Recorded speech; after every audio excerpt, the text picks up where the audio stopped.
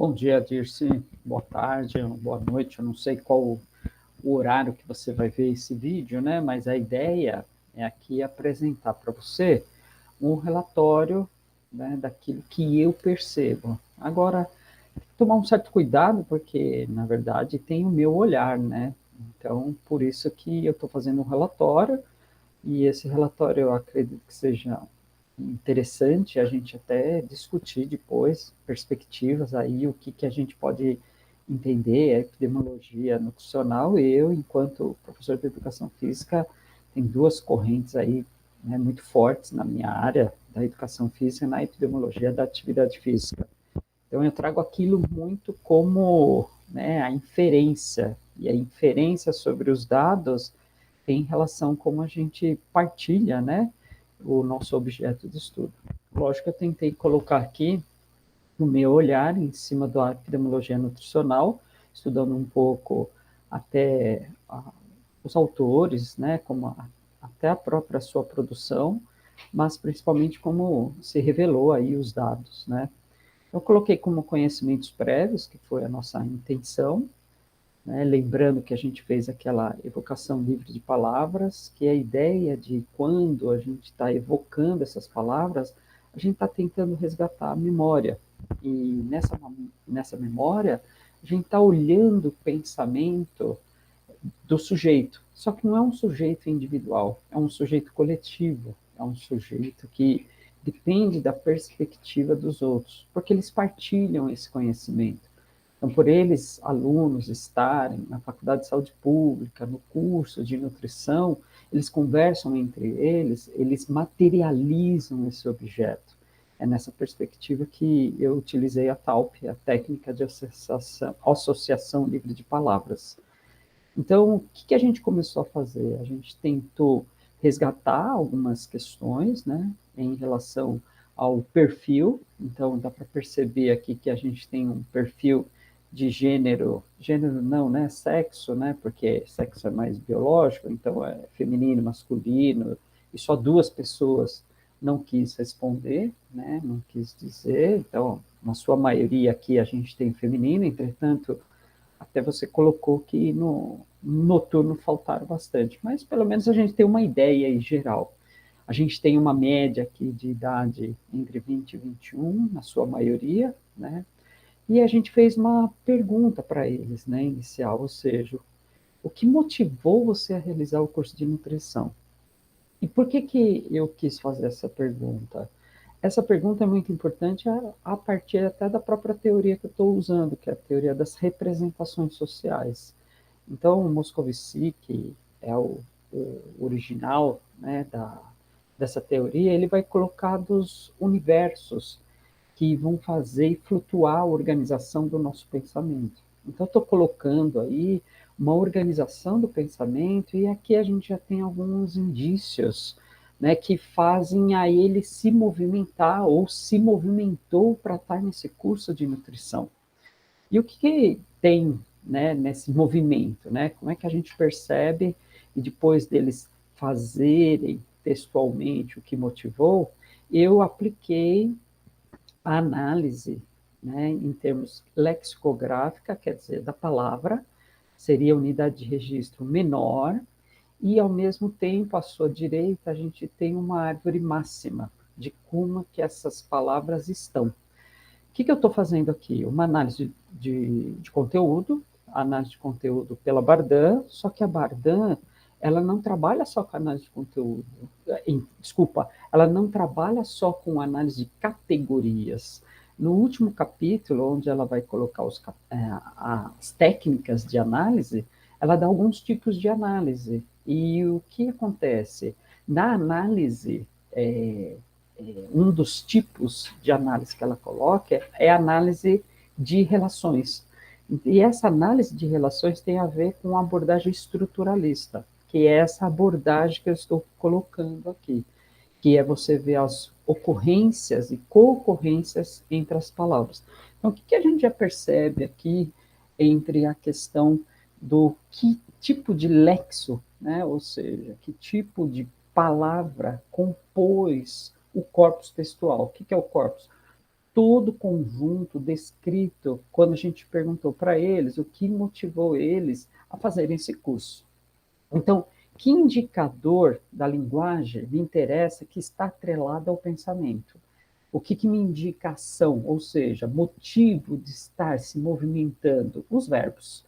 E daí ele representou um total de 22,4%. E se você olhar aqui dentro, o resto é nominal. Então ele está falando sobre alimentação, sobre saúde e assim sucessivamente. Agora, quais são os verbos que a gente encontra aqui? E eu coloquei aqui só aqueles que têm uma frequência, pelo menos, igual ou superior a 2. Então, porque as APACs, que são palavras que aparecem apenas uma vez, elas não dão muito sentido no contexto, porque, de alguma forma, as palavras mais utilizadas, há um pressuposto, como a própria Bardan coloca, há um pressuposto de importância aí que deve ser analisado. É o que ela vai falar de regras da enumeração quando começa a decodificar alguma coisa. Então a gente encontra aqui o gostar, o saber, o estudar, ajudar, impactar e comer. Mas quando a gente vai ver na árvore, como é que estão esses verbos conectados na estrutura do pensamento? Então, quando a gente olha lá para o gostar, a gente vai olhar que é muito mais de um lado mais social, ou seja, da alimentação, de gostar de comer, né? De gostar da comida.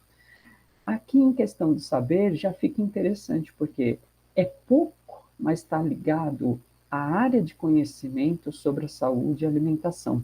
Então você já vê uma relação aqui dessa questão de saber já de interesse de conhecimento, de fato científico para lidar. E assim como estudar, mas estudar mais a relação da saúde, está vendo? Não é a área, mas está mais relacionado à saúde e alimentação. Então você já começa a ver aqui alguns eixos interessantes. Agora, o impactar e o comer, eles estão nessa relação aqui de verificar efeito, tá vendo? Então, é a alimentação que vai impactar essa questão, mas tem a ver com gosto. Isso é interessante em relação de como a gente começa a observar aí os conhecimentos prévios em função do motivo de estar aí. E para a gente olhar, eu peguei algumas frases, né, para entender essas palavras, como é que elas estão, porque eu não tirei apenas da árvore, mas eu tirei em conjunto com aquilo que eles escreviam. Então, eles estão falando na questão de gostar, mercado de trabalho relativamente flexível, né, em relação a como as pessoas comem. É interessante aqui, né, que ela sempre foi uma pessoa extremamente ativa, mas ela viu que não queria ser professora de educação física ou trabalhar com a área da educação física, mas o treinador, ou seja, uma outra pessoa puxou ela para ela tentar verificar essa possibilidade de fazer o curso de nutrição.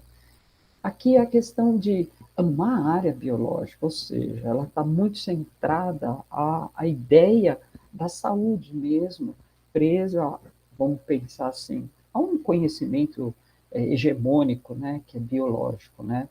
E também saber o quanto que a alimentação afeta a vida das pessoas. É interessante já começar a perceber alguns indícios qualitativos. Então, estudar como que ela impacta na vida, estudar o alimento, como funciona, os mecanismos, capaz de ajudar as pessoas. Então, como é que o alimento interage no organismo, bem interessante, hábitos alimentares, já está falando de múltiplos fatores. Perdão. Mas então aqui a gente já começa a perceber alguns motivos e muito relacionados aí não só com o mundo consensual do senso comum, mas já estão atrelados a alguma ideia em relação ao próprio mundo científico, né? Então, para entender melhor isso, como é que eu tentei colocar? Na evocação livre de palavras, a partir, como havia falado, das representações sociais. Aqui é o Moscovici, uma foto do Moscovici, da França, né, um francês que na década de 60 começa a verificar a importância que tem um determinado conhecimento na sociedade, como é que a gente vai incorporando, refazendo essa construção. Por isso que é importante a ideia de comunicação, a ideia do cotidiano, a ideia midiática, e que essas representações sociais vão se formando. Então, por isso meu interesse entender os motivos, né? Mas, entretanto, toda essa simbologia construída, me interessa saber como é que eles estão pensando cientificamente. Quando a gente perguntou para eles o que é epidemiologia nutricional, o que vem à sua mente na epidemiologia nutricional. Então, existem nas representações sociais, ele é o cabeça da teoria, né? Vamos pensar assim, né?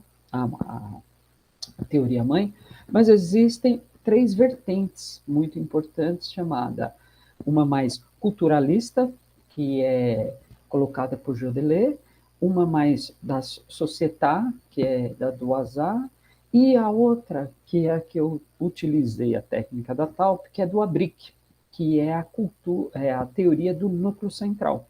Então, a teoria do núcleo central é uma teoria que vem se embasar nas representações sociais. E o que acontece? A ideia central dele se vem nesse quadrante aqui, que é o quadrante de Verger.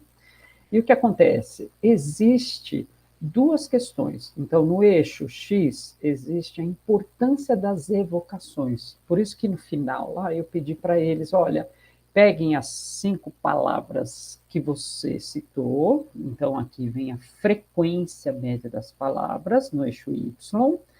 E no eixo X vem qual é a ordem dessas 5 palavras que você colocou, que você me dê da mais importante, numerando como 1, e a menos importante, numerando 5. E com isso, existe uma forma de fazer a média de evocação espontânea dessas palavras, só que ele organizando da mais importante para menos importante, assim como a frequência média dessas palavras.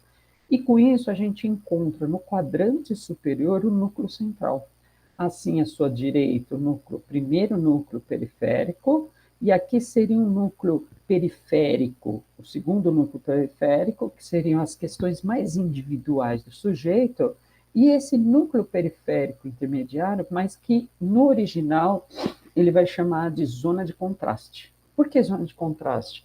Porque às vezes está contrastando, não quer dizer ruim, mas ele põe como valor negativo, mas não quer dizer ruim nesse negativo, é só um contraste que está contrastando sobre aonde está o pensamento.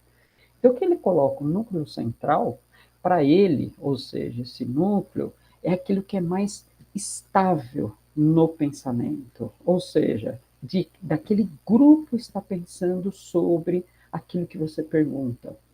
E aquela questão mais flexível estaria no núcleo periférico, principalmente na primeira periferia, onde seriam mais flexíveis e mais fácil de serem modificados ao longo do tempo, para poder, talvez, depois de muito tempo de reflexão e entendimento, começar a fazer parte do núcleo central. Então, por que eu gosto da teoria do núcleo central?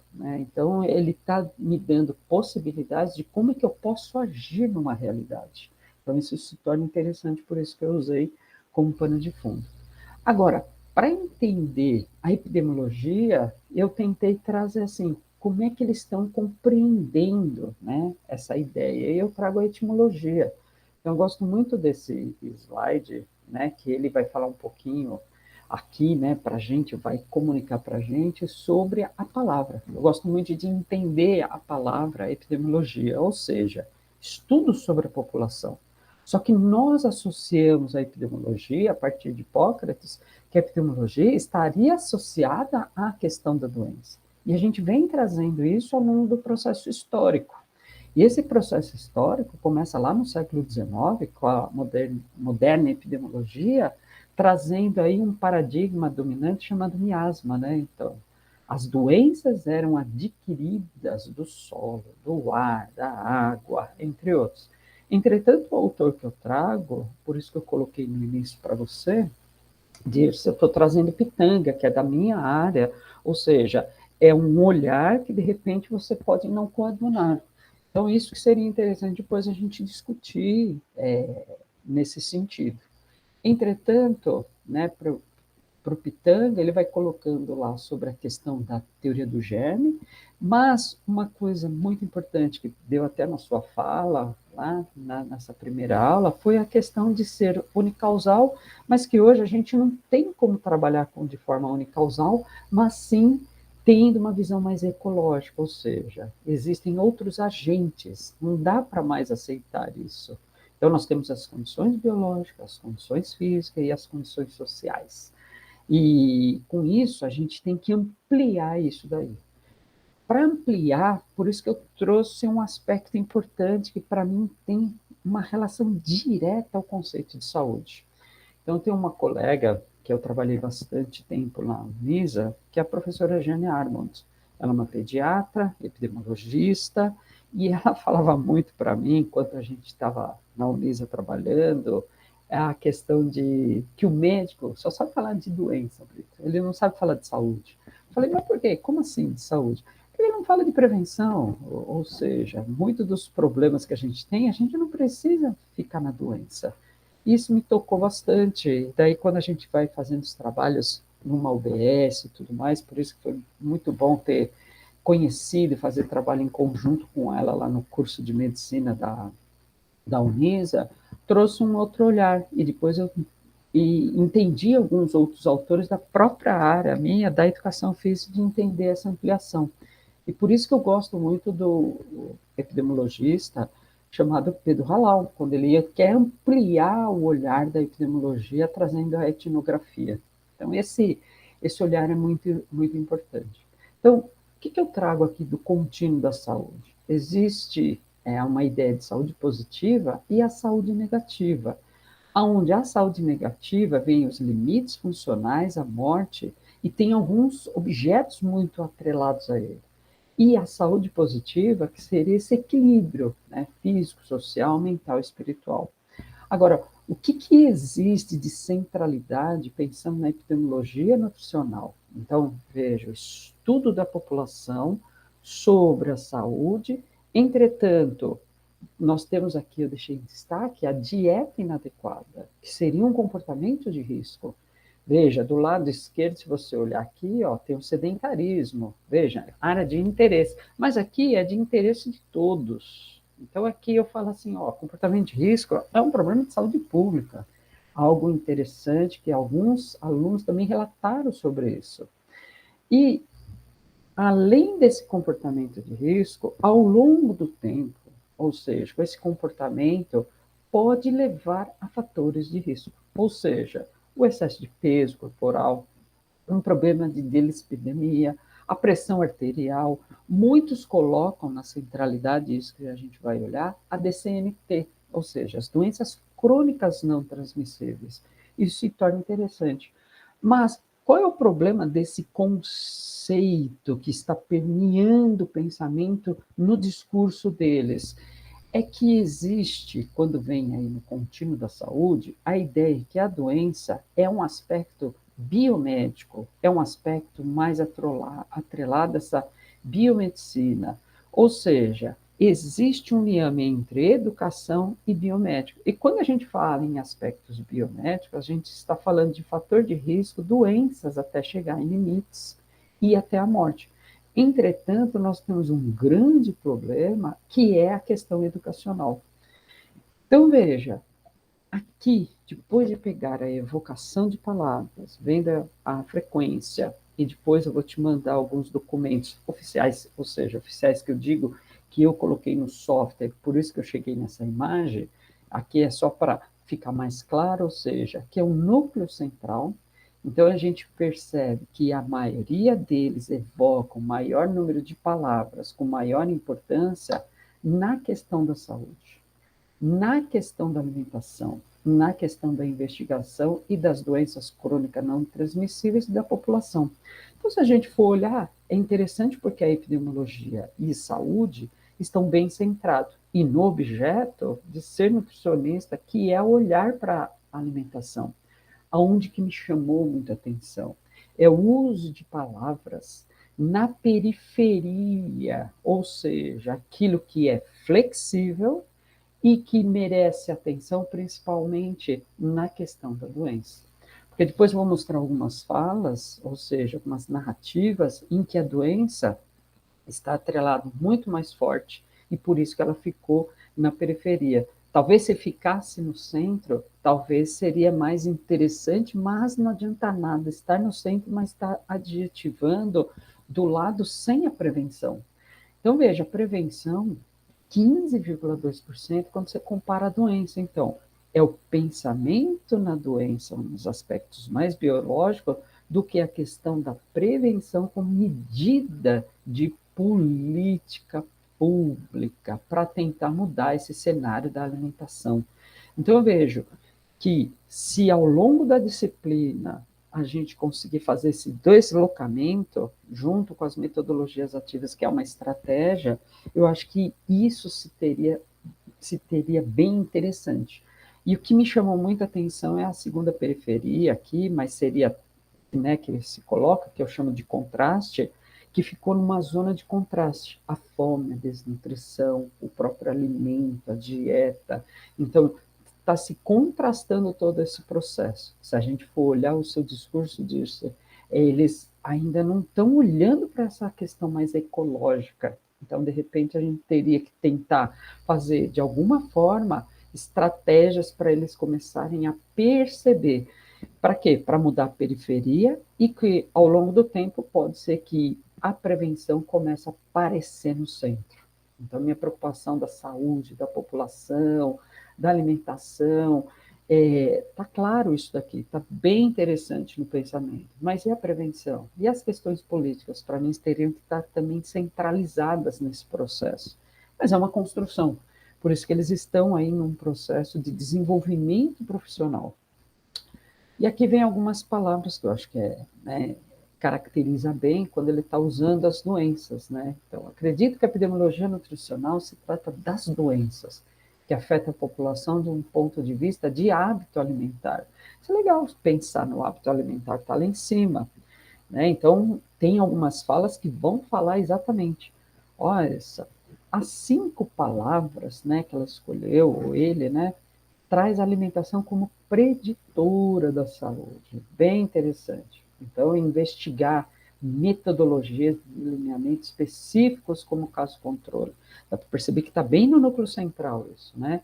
A transição epidemiológica, porque ela representa um novo padrão de doenças, tá vendo? Então, a transição epidemiológica traz um novo padrão, mas não se fala nada ainda aqui das questões do problema da prevenção, tá vendo? Não está no núcleo. Aqui são falas do núcleo, tá? Dos alunos que estavam lá no núcleo. Ou seja, doenças crônicas não transmissíveis.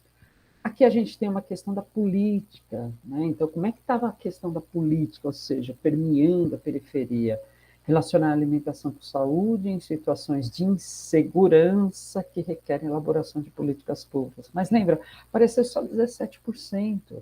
Então, são poucas essas falas, poucas que eles usam, se relacionam. Escolhi a palavra dieta e também doença, pois acredito que elas estejam relacionadas entre si e constituem a base da epidemiologia. Lembra?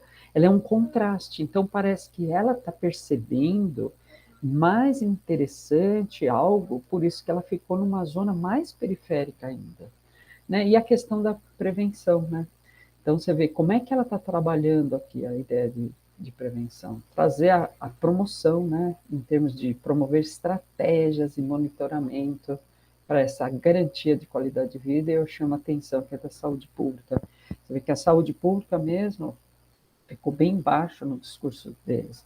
Então, como é que eu posso sintetizar esses conhecimentos prévios? O conceito de saúde, lá que apareceu em 39,1%, a ideia de contínuo, mas ela está balizando mais na periferia, então essa questão da ausência de doença e a gente trazer esse conceito de saúde para a ideia da prevenção e daí essa ausência de doença como consequência, isso é importante. Então isso chama atenção a questão da periferia em termos de prevenção, já que eles estão centrados aqui muito mais nas doenças, e a questão da fome e desnutrição, que aparece bem distante do discurso deles, né?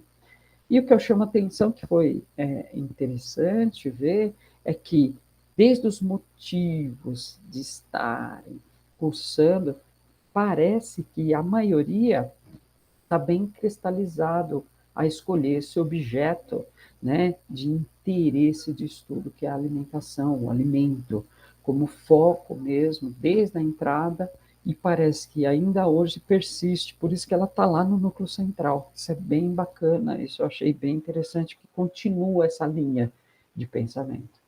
E para finalizar, né, por que eu gosto de trazer o Dali? O Dali ele tem uma questão que me chama bastante atenção nas suas pinturas, porque faz lembrar o que o Kant chamava de sono dogmático, ou seja, que a gente pressupõe que as qualidades percebidas, que nós, né, percebemos nos objetos, realmente pertencem aos objetos.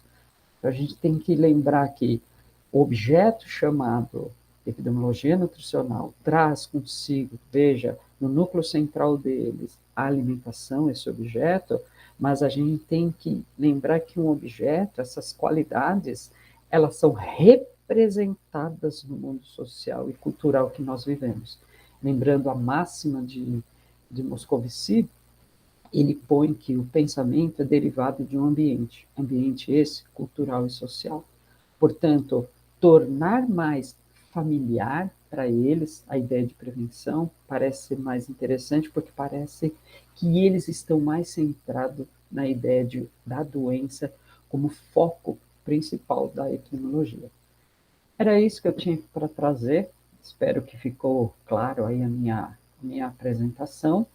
E a ideia central aqui de ser a gente discutir, eu não quis fazer um texto, quis fazer um vídeo, porque assim a gente sobe para o YouTube e a gente pode fazer uma comparação.